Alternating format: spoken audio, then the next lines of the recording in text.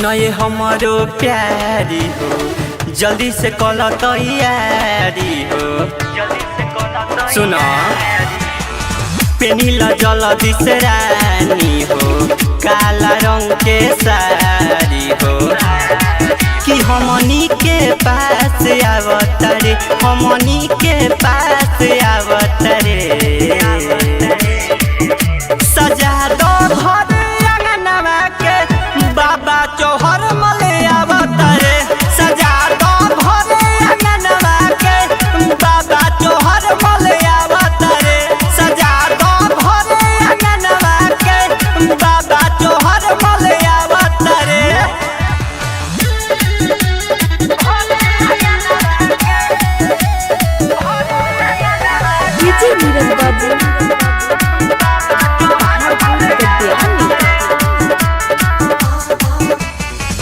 चैत पूर्णिमा दिन के ओहे चढ़ के राधावा हमनी के ऊपर बाबा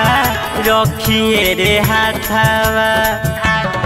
कि पावन दिन लागेला बड़ी हसीन लागेला जब दर्शन देखिए खूब सीन लागेला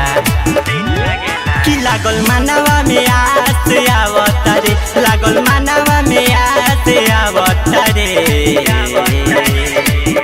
सजा दो घर अंगनवा के बाबा चौहर मले आवतरे सजा दो घर अंगनवा के बाबा चौहर मले आवतरे सजा दो घर अंगनवा के बाबा चौहर मले आवतरे